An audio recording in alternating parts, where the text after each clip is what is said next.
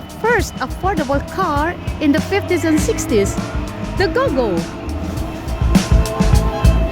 This tiny car was developed from 1952 on and built between 1955 and 1969 by the car manufacturer Hans Claus from Bavaria, Germany.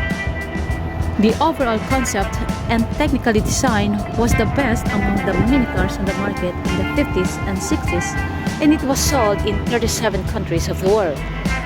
On the base of this car were 4 different types built: the sedan, the coupe, the van, and the pickup. The standard for mobility in the 50s and 60s was the motorbike. A car was too expensive. The Go-Go Mobile was the first and for some years the only possibility to have a car with space for 2 people and bags, or for young families with children. It was the way to get out of the cold weather, rain and snow while being on the road. Now let's start the engine.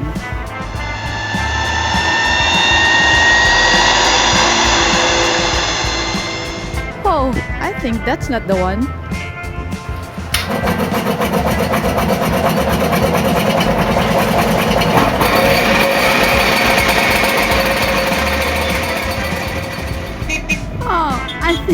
Sorry, that's the one. So powerful, smooth running, so impressive that the car had 2-cylinder, 250cc, 13.6 horsepower at 5,400 RPM, an empty weight of 415 kg, and it makes a maximum speed of 85 km per hour. If it is downhill with a tailwind and the police was chasing you, without this performance booster, it makes 80 km per hour. The car is a 4-seater, but effectively, there is space for 2 and a few small bags. However, it was possible to drive with 4 persons. We have done that in the 80s, just for fun.